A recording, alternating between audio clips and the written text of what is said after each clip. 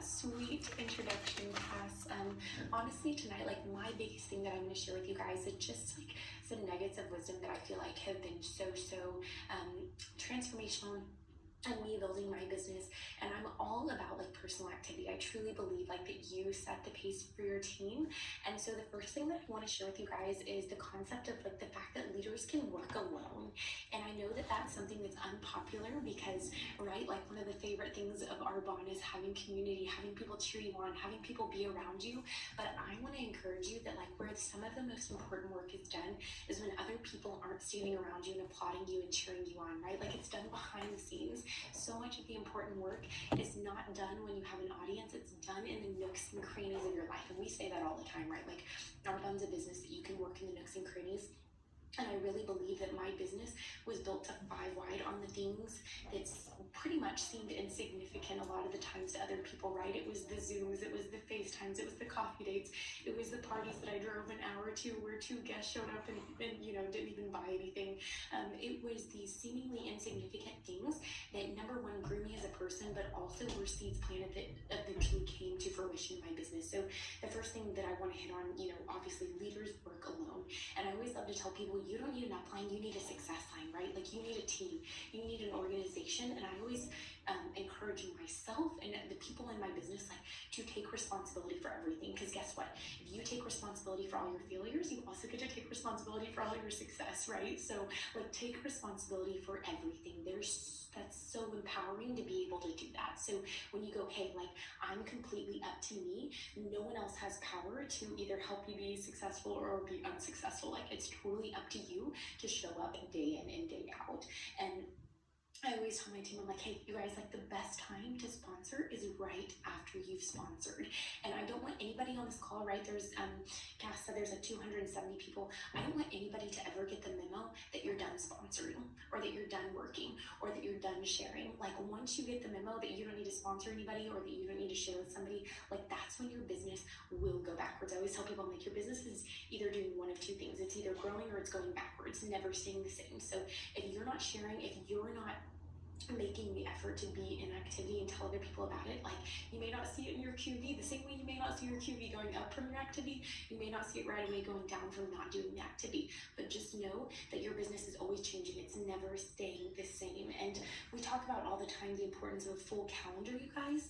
Like being in so much activity and talking to so many people that it doesn't affect you like if someone doesn't come through right away, right? Like no one person can affect your business, meaning no one person in your business can affect your business, and no one that hasn't joined or doesn't join doesn't affect you. Like I always think about that. Like I don't want to be relying on any one person in my business, and I also don't want to be relying on any one person like that. I'm like, oh my gosh, if only they joined, they'd change everything in my business. You guys, you are the person that can change everything in your business, not anybody else. And so when you put yourself in a position to go, oh my gosh, like I'm going to thrive and keep growing regardless of what my team is doing or regardless of what like my prospect is doing, because I'm always going to be in activity. I'm always going to be sharing. And that's always been my mindset in this business, you guys, is that like even when I have brought in someone that I'm like, oh my gosh, this is a rock star, I'm like, okay, I'm going to go find my next rock star. And that's one of my sayings that you guys might think is a little bit funny, but I said it one time and I was like, you know what, I'm thinking to keep sharing that. And it's like, don't put your eggs in one leg, right? Instead of don't put your eggs in one basket, don't put your eggs in one leg. Like, you know, like don't, once you bring someone on or once you have someone that's amazing, like don't put all of your stock in that. Like that's great, that's amazing, but as Debbie Neal says, the one and only, don't rest on your success, build on it. So as soon as you have someone come in that's killing it, go, okay, who's my next person that's going to come in and kill it? And the fortune, we know, is in the follow-up. And so I just encourage each and every one of you, like, be persistent with people right now. Like, I know that there's got to be with every single person listening to this right now. Like, I bet you every single person on this call or listening to this call has that one person that they're like, oh my gosh, but I've talked to them like 4 times, 5 times, 6 times, 7 times. Because some of the best people in my business and organization are people that I made myself look like an absolute fool with, that I followed up 9, 10, 11, 12 times. And finally was like, hey, if you want to block my number, like, feel free to do so, but I have to just make this one last attempt. And so don't be afraid to keep following following up with people, because honestly, like, your commitment to following up with people and being an activity is a direct reflection of how much you believe in this opportunity, right? Like, if people see that you reach out to them once and you give up after they say no one time, they're probably like, oh, well, I guess that Arbonne thing isn't going that great for her. I guess that Arbonne thing isn't really that important to her. It's not that great. But when you are persistent in sharing with people, they see how much it means to you, and they see how much, like, you know that it could change their lives. And I continue to honor the concept of, like, every day is essentially close day. And like Brooke said, you guys, like, it's so easy to next month it, like, it's so easy to next day it, next week it. But the truth is, you're not going to do tomorrow what you won't do today. Like, it's really so true. And so if you're sitting on this call and getting a lot of wisdom, getting pumped up, like, I encourage you to write off of that. Like, to not, like, get off of this high after you get off of here and go, okay, like, next week I'm going to apply this knowledge. Like, apply it now, apply it while you're in the moment. Because my favorite thing to say is that feelings follow actions, and I really do believe that. Like, how often is it that we go, I, like, don't really want to go to that meeting tonight, I'm not feeling up to it, like, I didn't earn my achiever award, I don't want to go stand up at the front of the room. Or how often is it that we don't want to do that and discover Arbonne, or we don't want to get on that phone call, but then we do it because we're disciplined enough to do it, and then afterwards someone's super pumped and stoked about the possibility of joining Arbonne, and we're like, okay, I'm, like, excited about it again, you guys.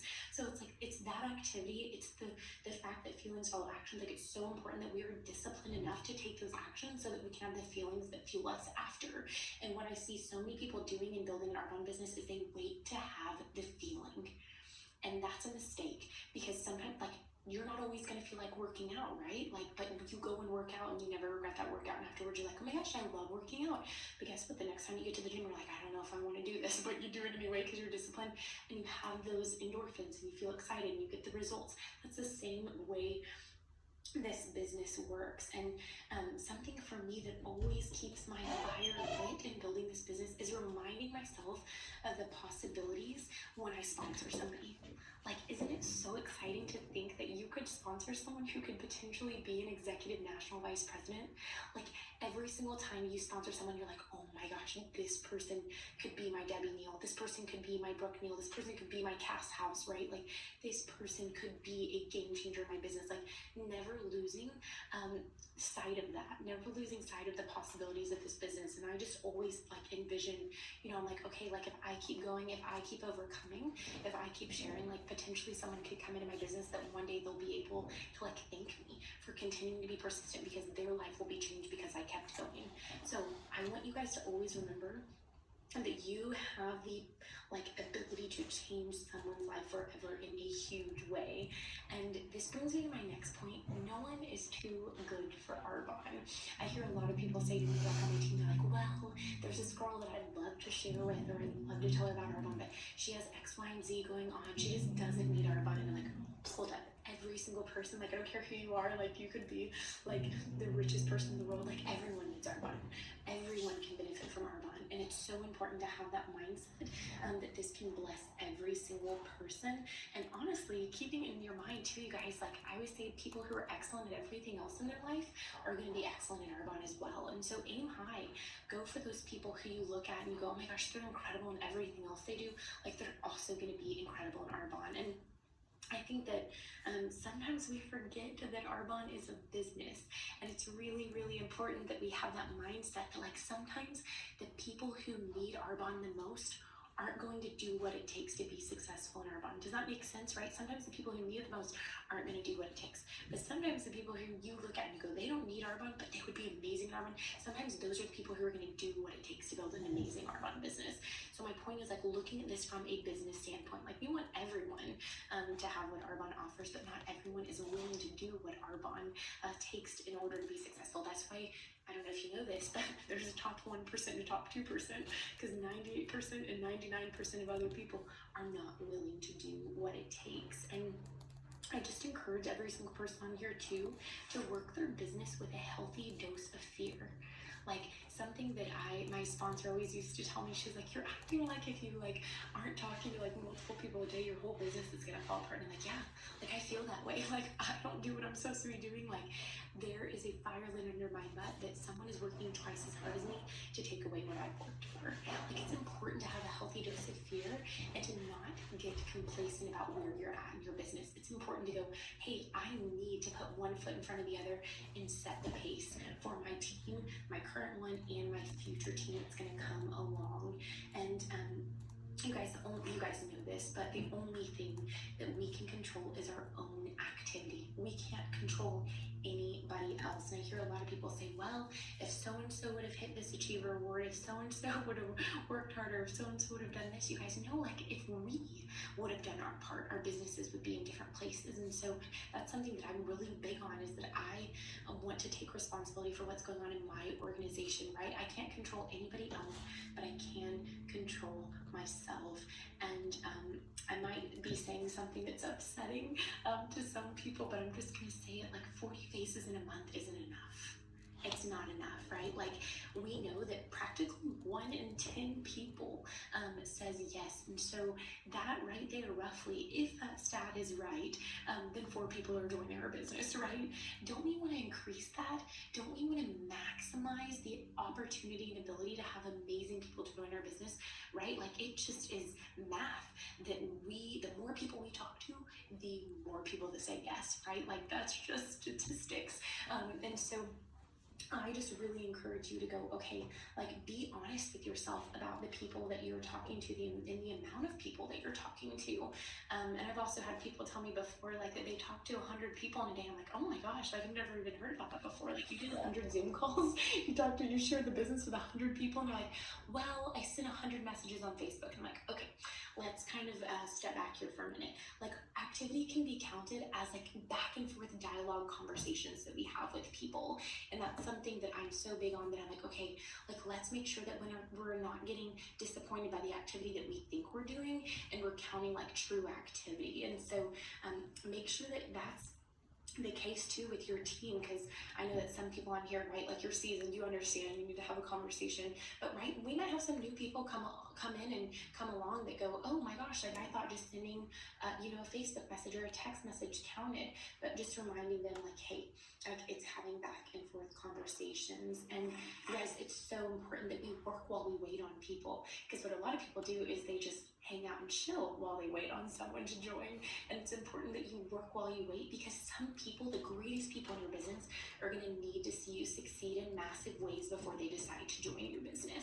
And so a lot of people are going to have to see you work and succeed and earn those achiever awards and earn those AITs before they go, maybe there is something to be said for that little Arbonne thing that he or she is doing. And so, you guys, if you don't sponsor somebody as well, I always think about this too, like, if you're not sharing with somebody, if you're not sponsoring somebody, somebody else will. That's something that I always tell myself, like, when I'm making excuses up in my head about why I shouldn't talk to somebody, or like, hey, like, I'm gonna scare them off, or they're gonna think I'm like crazy Arbonne lady. I'm like, you know what's a whole lot worse of a feeling is seeing them on someone else's social media that they've joined their team. That's a whole lot worse of a feeling than thinking that somebody thinks I'm a ding dong for sharing Arbonne with them. Like, I can promise you that, because it's happened to me before. And so I just encourage you to have that mindset, that sense of urgency, where you go, hey, like, if I'm not on top of it, if I don't have urgency, if I don't share with people, somebody else will. And that being said, I am a firm believer that there are plenty of fish in the sea, and God has all of our teams mapped out perfectly. But I also do think there's something to be said for sense of urgency and sharing with people the moment that you feel that tug. And you guys, don't give up before payday. Like, do not stop before you reap the rewards of the hard work that you've put in. I see that so often because there's a combination of 2 things that you have to build this business. The first being time, and the second being consistency. And people generally give one or the other, right? There's a lot of people who stay in Arbonne for 10, 15 years, but there's zero consistency, right? Like, they go to all the meetings, they join all the 30 days healthy living groups, like, they're in Arbonne, they're plugged into what's going on, but they're not doing consistent work, so they're there for 10 to 15 years. Then you have the people who jump in and join Arbonne, and like, for 6 months, they're working, they're moving and shaking, they're doing Discover Arbonnes, they're doing healthy happy hours, they're sponsoring people, but after 6 months, they're like, you know what, I'm not willing to give this any more time, because I'm not where I want to be. But then you have that person who comes in, and they're like, okay, I'm working until, like Brooke said, I'm never quitting. I'm putting in how much ever time necessary, and day in and day out I'm going to work my business. So they pair that consistency with that time, and that's when the magic happens, when you pair both consistency and time. And so I just really encourage you not to give up and to know that everybody's harvest looks different. Everybody's timeline looks different. And we know this. I think it's so much more challenging, actually, as much as social media is such an incredible asset to our business, it also can be a detriment because we can see what everybody else is doing all the time. And if you need to, you guys, don't scroll through everybody else's stuff. Just post your content and interact with your potentials and your clients and your team, right? Like, if that's what you need to do to protect your mindset, which, by the way, I tell my team all the time, I'm like, hey, if you had a briefcase in your front seat full of $1 million, like, would you leave your, car unlocked and maybe put some confetti on the briefcase and set it up in the dashboard and, like, let everybody see it? Like, no, you'd be protecting it. You'd be locking your car. You'd be covering it with a blanket. Like, that's what I want you to do with your mindset. Like, you need to be protecting it, and there should not be. I will never forget Debbie saying one time, she goes, if I was ever, like, by the pool and anybody tried to come up to me and, like, talk negatively, she's like, I just peaced out. Like, I just walked away. And it's like, you don't have time, or, like, you don't have the ability to entertain other people who are not building and growing and helping your vision. Like, you have to protect it like the $1 million asset that it is. You have to know what your why is, you have to know where you're going, and you have to only surround yourself with the people who support and encourage that. And so, you guys, this business is not an option. It's not. If you really want to be an executive national vice president, like, this isn't an option. This is a commitment. And I know that every single person on this call has the ability to commit. Like, if you have the ability to even be on here and plug in, like, you're clearly committed in a sense to your business. But I just encourage you to go, like, hey, like, this isn't an if for me, this is a win for me. And if I really want this as bad as I say I want it, I'm going to stay the course, because there are people who are relying on me to dig my heels in and to stay here and to work until. So I love all of you. Some of you haven't even gotten the privilege of meeting, but if you are someone who is in this business and on this call and of any relation to Debbie, then I can be assured that I absolutely love you and respect you. And so, Cass, I don't know if there's anything else that you wanted me to share. I know that I'm a fast speaker. I come from a family of 7 people, and so if you don't speak quickly, you don't get to say what you need to say. And I've actually had people say before, like, is there any way you can, like, really slow it down a few notches? But I get passionate and excited and on a roll. So thank you for having me. You're amazing, my love. And I want to say thank you